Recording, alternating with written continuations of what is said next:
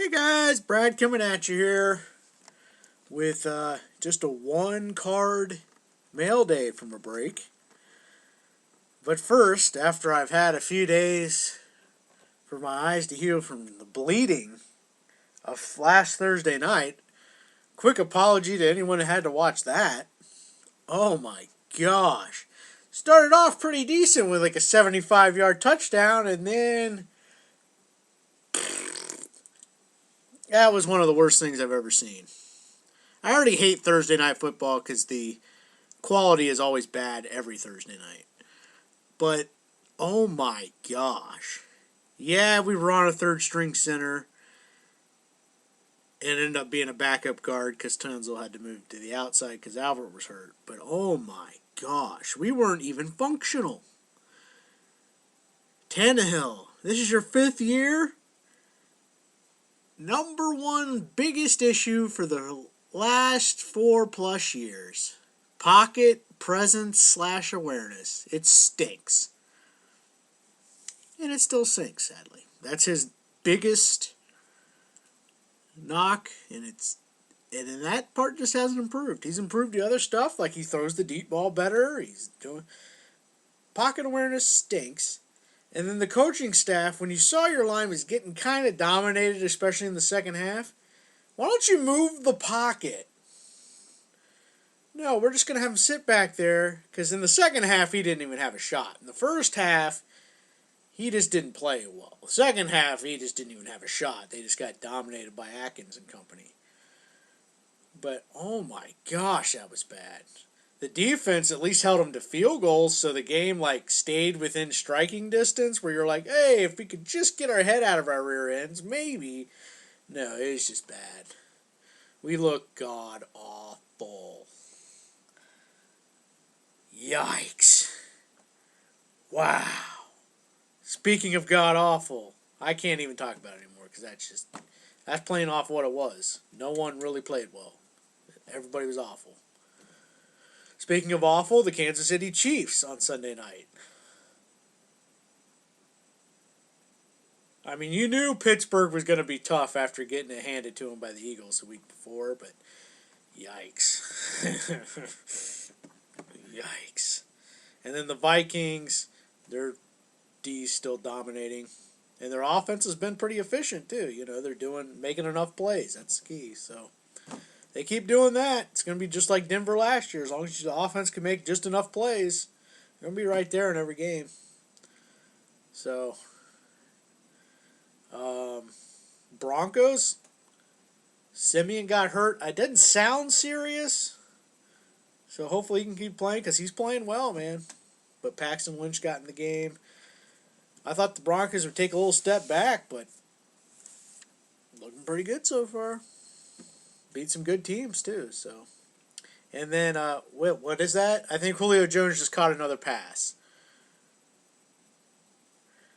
Josh Norman, who I don't like, was pretty funny when he's got asked about what he thought about the Carolina secondary after Julio got 300 yards. You get what you pay for. That was pretty funny. Pretty funny. But yikes. And how about the Falcons, huh? They kind of started like this last year, though, so we'll see if they keep it up. But offense is looking good. But, yeah. Dolphins play the Titans. What up, Denny? You said you wanted me to make a video of how awful the Dolphins were, and they were. Completely awful. So we'll see how that game goes. You want to talk about a game where it's all about who gets the lead early? I think it's going to be that one. We get the lead early, I think we'll kill them. They get the lead early, we're going to look like we did on Thursday night. So, because they should be able to run the ball on us, no problem. So that's concerning. So it's just a matter of, do they get in the end zone? And can our offense get our head out of our rear? So I really think that's going to be all about who gets up early and goes from there. I don't think you're going to see a comeback in that game, you know what I mean?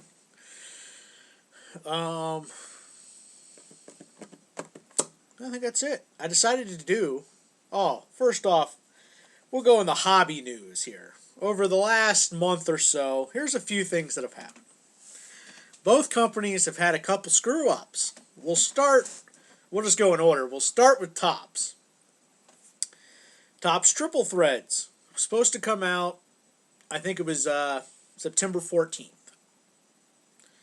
Distributors get it, that Friday before or a week before or whatever. The distributors get it so then they can...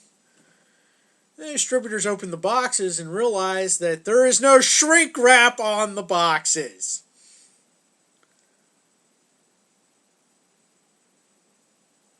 Are you kidding me? A little bit of an oversight there.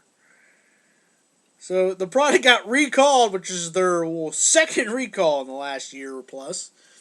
Year and a half, too. All because they didn't shrink wrap the boxes. So that's why Triple Threads was 2 weeks later coming out. Then Paninis. Now this leads into something else. We'll see what you guys think. First off, some of you probably have seen by now, the flawless Logo Man auto of Kristaps Porzingis was pulled out of Immaculate Basketball. Not fake, completely real. Panini even sent out a statement saying somehow they got put in the wrong pile, so Immaculate Logo Man auto of Porzingis will be in Flawless. Epic fail. But, okay. Now here's the bizarre story. And I know a few of you are going to be like, well, just follow me here. 15-16 Prism Basketball. Guy on Breakers, Viking 11840, Brian's Breaks. Good dude, totally legit. I broke with him multiple times. Hang out. They do a bunch of Prism Basketball auctions. He has the room for it. I mean, he has opened up more Prism than anyone, I bet. Definitely on Breakers, put it that way. And this marks the second time this has happened. First time in his room. But a few months back, you guys might remember an Indy Paul back on Blog TV. He opened up a personal case of Prism. And in this Prism thing, he gets a Rashad Green Sepia auto from Topps Chrome in Prism Basketball. So automatically we're thinking, repack, you got screwed, right? But this case was awesome.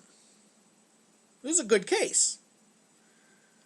So it wasn't like, if you're going to fiddle around with something, you're not going to have a good case. Like, it doesn't make any sense. And everything looked shrink wrap, but everyone just assumed, you got hosed, But then last week, such breaker, Brian, opens up a case of Prism Basketball. We're going through it. Another dynamite case, man. Devin Booker's 25s, Karl Anthony Towns auto. Another Devin Booker, like a refractor thing. Good money stuff. This is a good case, Kevin Durant auto, I think. Opens it up. What does he find in one of the packs? And it takes place of the auto, mind you. A Rashad Green Sepia auto to 100 from, you guessed it, Topps Chrome football. I have not seen, because they finally now, because this is the second time, and everyone saw it and saw it was legit, and he gets his cases mostly from GTS. This is a legit thing. I know what you guys are thinking, they got hosed, it's prepackaged. But I really do not think so. So this leads to the question, the sorting and packing out, it must be a third-party entity, which would explain a lot of the mess-ups with cases.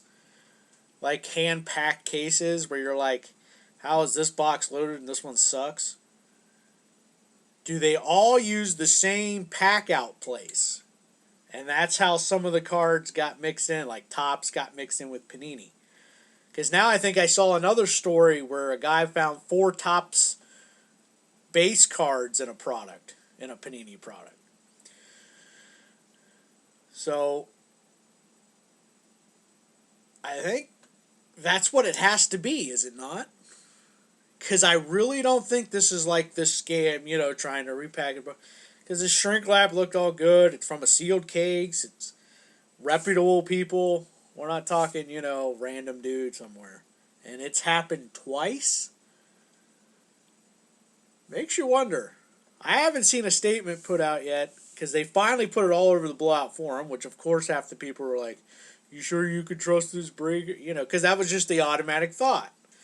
But I'm telling you, that's not the case with this. So I think they have to be done from the same place, the pack out process. And that would explain a Porzingis miss up. Somebody that doesn't actually work for Panini doing it. Gets put in the wrong pile. Well, you can see an average third-party person doing that. Or, like I said, Topps Chrome card gets mixed in with a Prism. You could see that with somebody that doesn't know what they're doing. So they have to be used in the same place is the only explanation. Or someone just put Rashad Greens in there with loaded cases, so it makes no sense. So let me know what you think about that. Or if you know for sure, I know no one from Panini or Topps is watching this video, do you use the same people to pack out your products? And that's how they got crossed. So very interesting. But like I said, I think it's 100% like on the up and up. So that's why I find it weird. But anyways, I did one break of Topps Triple Threads Baseball. Typical Triple Threads, you will get some just loaded, and this is what I'm talking about when it comes to like the pack out. You will just get loaded 9-box cases. I mean, I'm talking 2 books, 2 1-on-1s, a triple auto, and 1 9-boxer. Another 9-boxer, there won't be a card over $25 in it. And you're like, what is going on? But I did one break of it. And the other thing is, they're master cases for a reason. So I happened to see this first 9-boxer. This was actually after the Dolphins game on Thursday, so I was depressed and wanted to get into a break. I was like, I need to feel a little better. And I remember watching this guy's first half, and there was none of this team in the first half.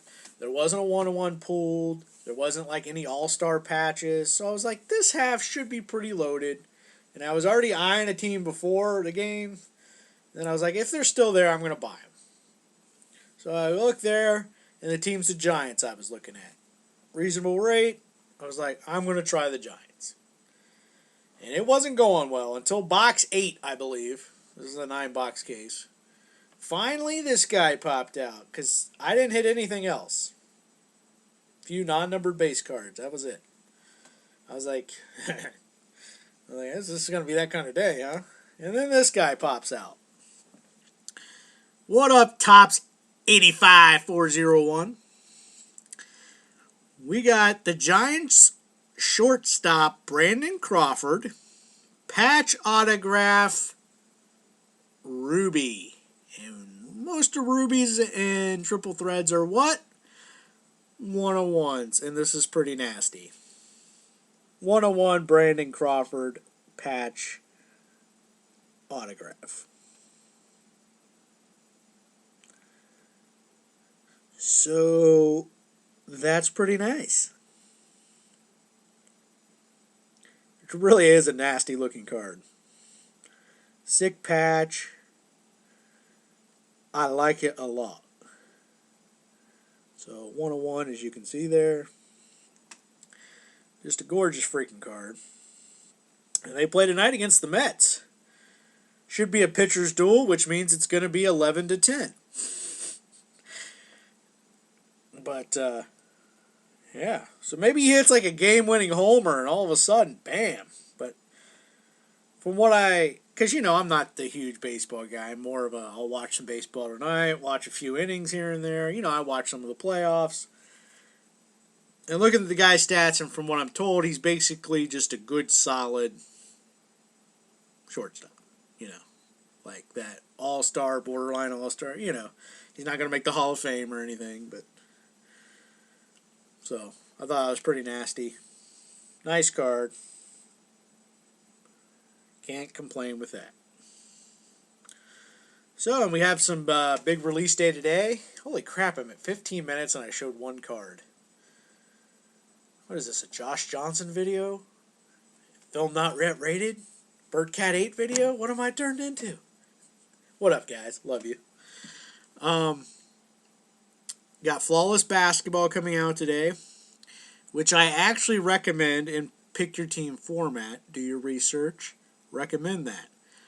On the flip side, Topps 5-Star Baseball looks really nice. They did. I mean, it always looks nice, but they did even a better job look-wise. This year the cards look great. But about 10 teams have hits. Don't group break it. Just don't. There's only 16 cards in a case. Don't group break it. If you're feeling I want to gamble, go with the buy a box of it, but don't group break it. That's my advice to 5-star. So if you get in a group at 5-star after this, and you go hitless and are pissed, just remember where you heard it first. Don't do it. I'm not doing it. And if you do it, go look at the checklist, and you'll see what I mean. You're going to see basically 20 teams hardly have crap. All right? So just, forewarning. And be careful, too, when you're buying teams like the Padres, no hits. Pirates, all they have is cut autos. Do your research. Do your research. But I don't recommend breaks for 5-star. Playbook comes out, which I'm not a big playbook guy. I doubt I'll delve into that. So I'm in one break with the Bulls and Flawless so far. I'm hoping to hit a Pippen autograph because they put him in it. And they put Jimmy Butler, which he doesn't hardly ever sign either. So I'm hoping I hit one of those two guys. Probably not, but I figured I'd have to give it a shot. When I saw Pippen was in it, I was like, oh, I got to at least try. So we'll see how that goes tonight. I assume it'll go tonight. Who knows? But that's all I got. Thanks for watching, guys. Sorry about the long video, but especially the hobby portion. Let me know what you think of that. And football as well, or if you want that Brandon Crawford, hit me up. But that's all I got. Love you all. Always a good time. Enjoy watching the vids. Keep making them. And go Dolphins.